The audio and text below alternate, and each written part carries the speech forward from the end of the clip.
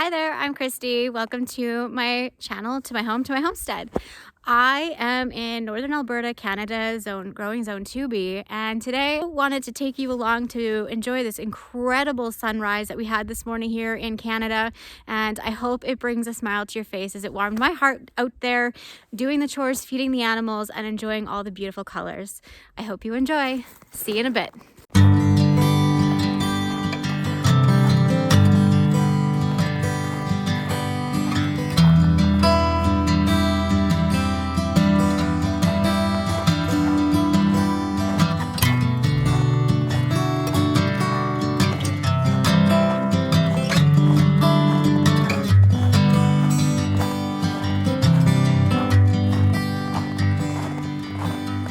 I can see birds flying,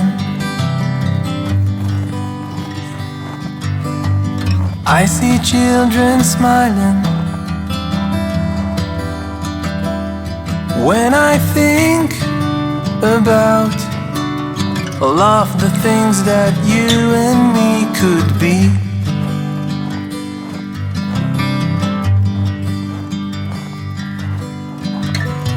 I want to be with you both day and night, to sit on the grass beneath the moonlight. I know that life won't last forever, but at least we can grow old together.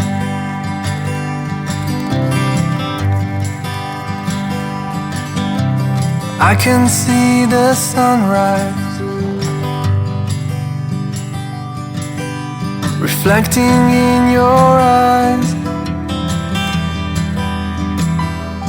When I think about all of the things that you and me could be,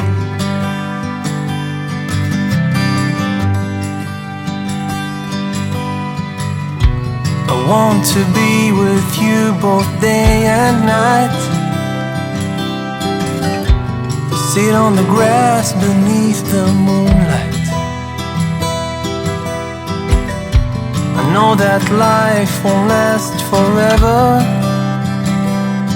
but at least we can grow old together.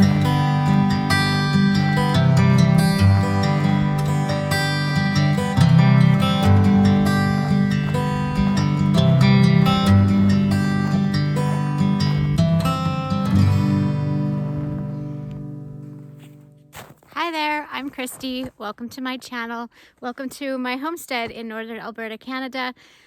Today, I wanted to tell you a little bit of what I've learned from doing this pantry challenge. Now, if you're new here, I've been doing a pantry challenge that was inspired by the Three Rivers Homestead called the Three Rivers Challenge, and it is a challenge where you try to use up what you've got on hand. And because we grow a lot of our own food here in our backyard, I definitely thought I had a lot of stuff that I would be able to do this challenge easy peasy. But there's been some things that I've learned, and we're only 2 weeks into this challenge. So I wanted to kind of give you some insight into my thought process for the year ahead into the next growing season, and things I'm thinking about that I've learned from already participating only 2 weeks in from this challenge. The first thing I should explain, this is a flower farm slash food farm for us. So we are homesteading here. We use that term loosely because it's not a really common term here where we are from, but it's still just a hobby farm is what our area would consider this as.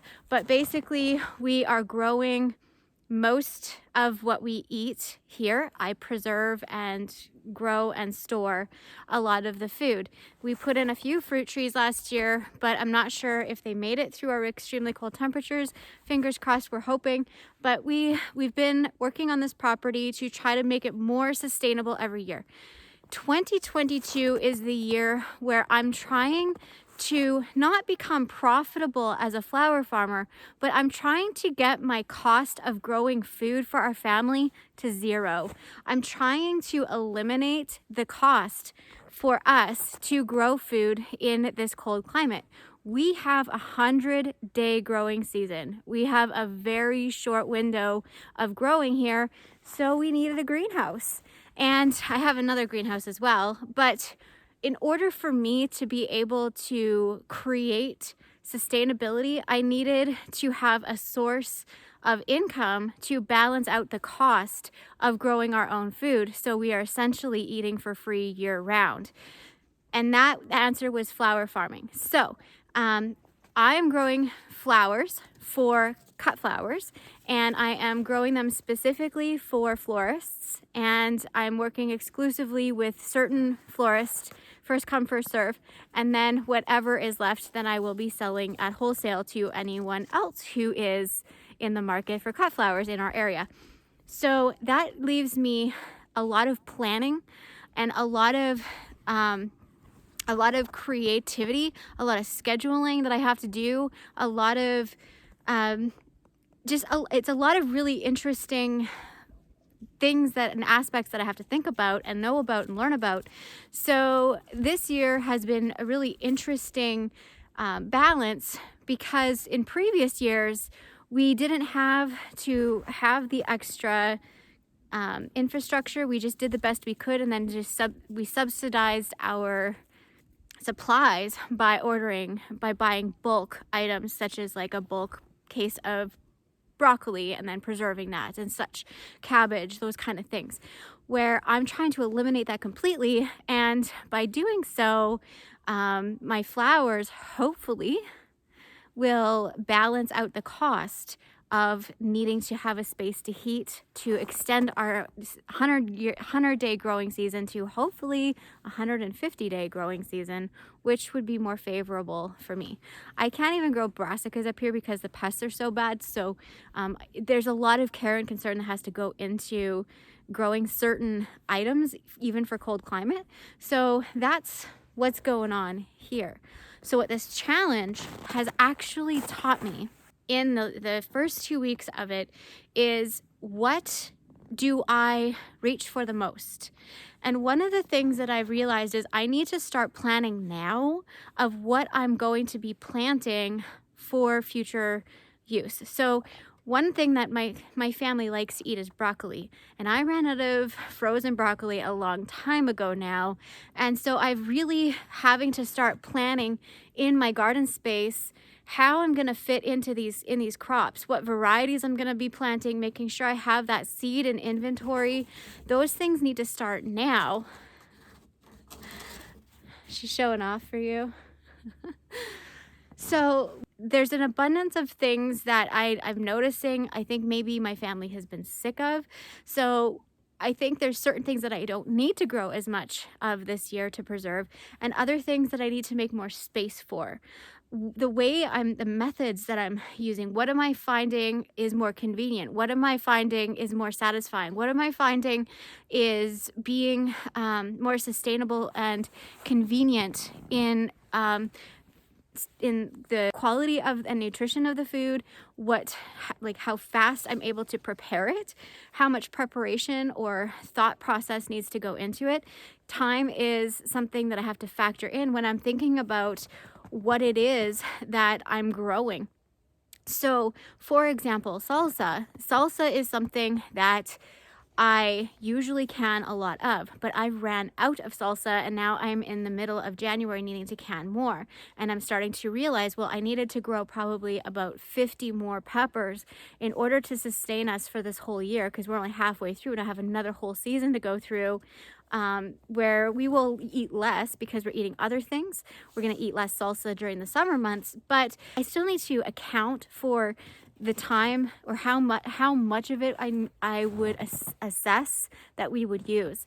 So I would say I would need 2 pint jars of salsa in the summer months, and then in the winter months I would need 4 to 6 pint jars in the winter months. So I could kind of evaluate there and gauge it, and then plan that out in my garden space accordingly, or make a budget, start putting money that you're saving, or putting money that I'm saving away to budget to buy a case or bulk from another farmer or someone else in my area. One of the other things that I've really realized is that I need to start seeds. So there's certain things that have a really long growing season, and because I have a greenhouse, I I already have plants that are going to be delivered, like cut flowers that are going to be delivered.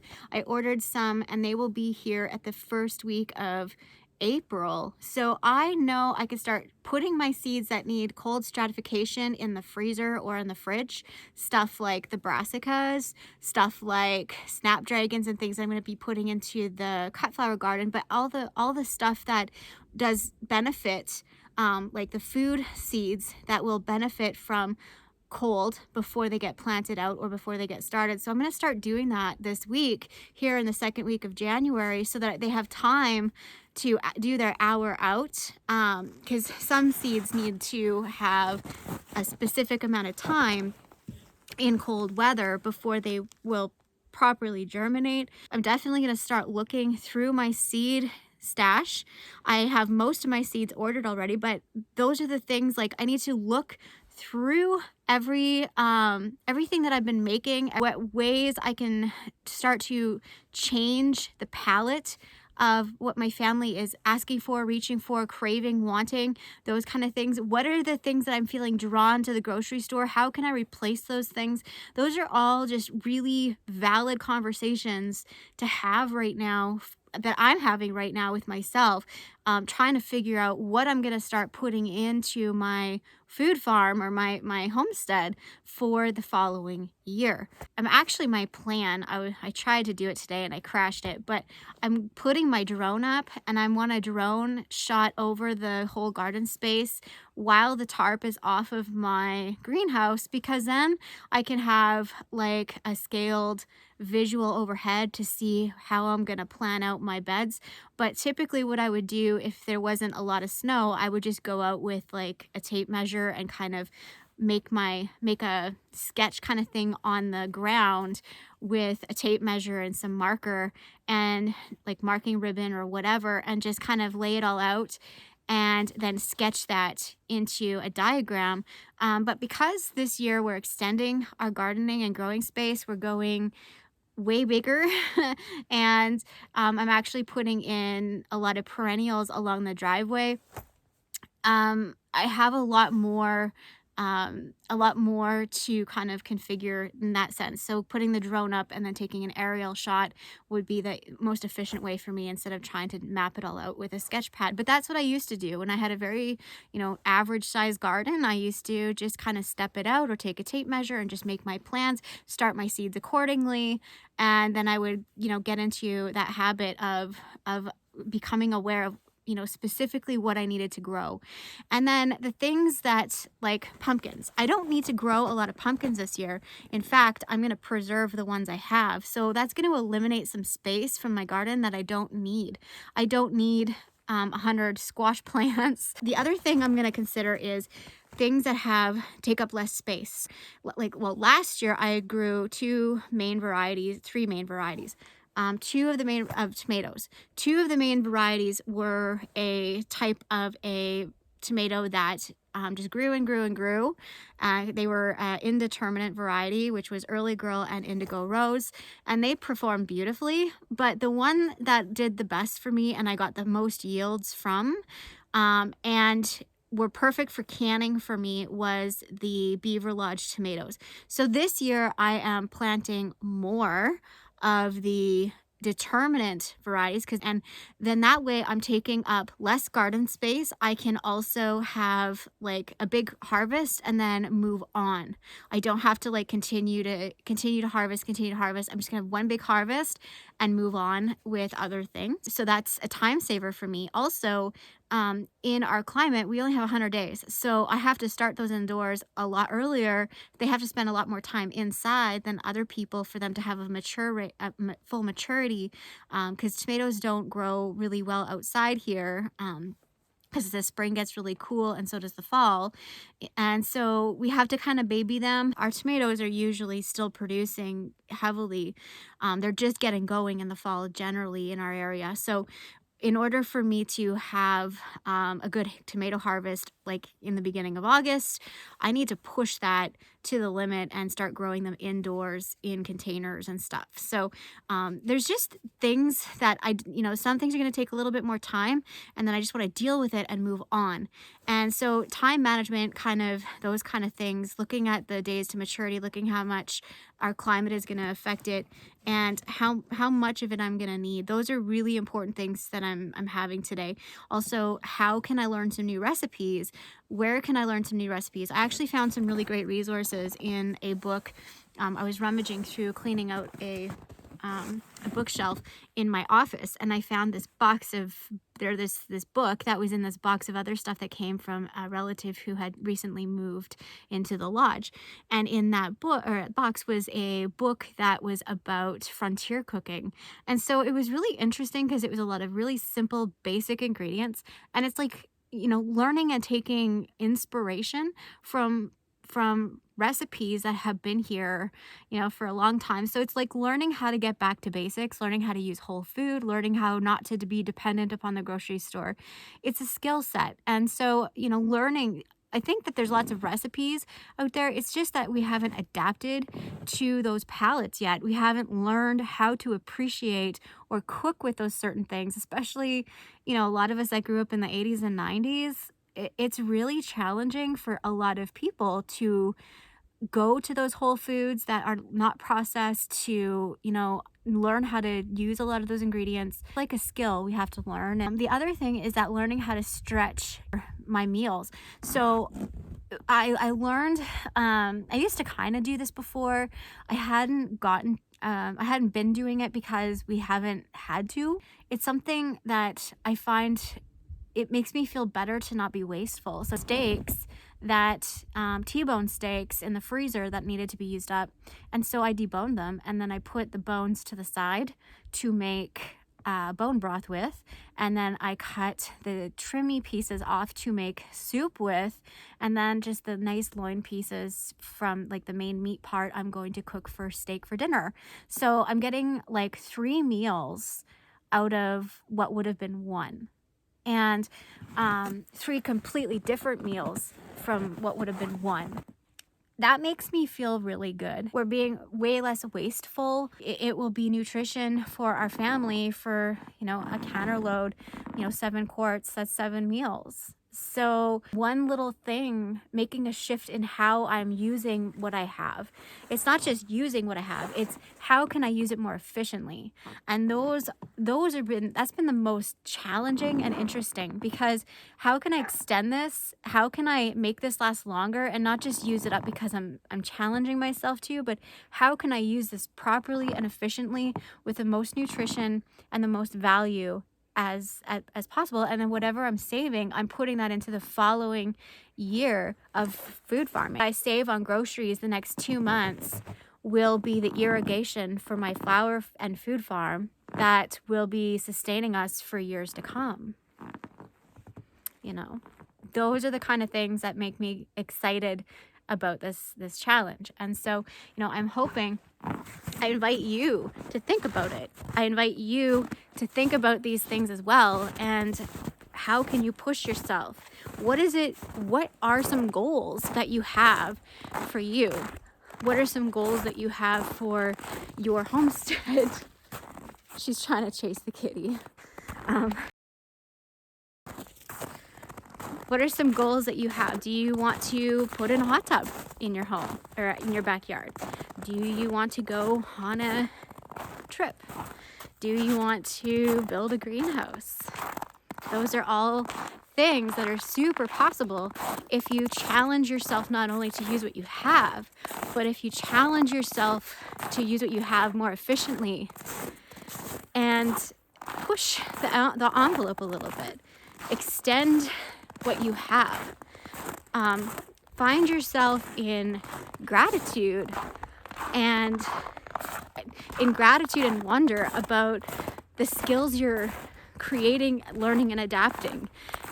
Create opportunity for you to expand and push yourself. And that is so rewarding as a personal goal, but as it has a physical, financial, tangible reward as well. And so that's what's exciting about this whole challenge. So those are some things that I've been thinking about. I hope that it provokes some thoughts and some ideas into what you are doing with this challenge. Thank you so much for being here. I hope you enjoy this little visit with me on this beautiful day. And I hope to bring you some footage of what I do, how I end up mapping out and planning my garden space. It's going to be a work in progress, but I would love to share it with you if you are interested to see how I do it. I might actually just vlog me trying to learn to fly the drone. I wish I would have had a camera. It fell into the log pile. I somehow flew it into the log pile and it went down in between the logs and I had to crawl in there and get it, and my boots are full of snow and it wasn't fun. So I'm gonna go have a hot tea and warm up, empty the snow out of my boots, and start going through my seed stash. Thank you guys for being here. So much love. Bye for now.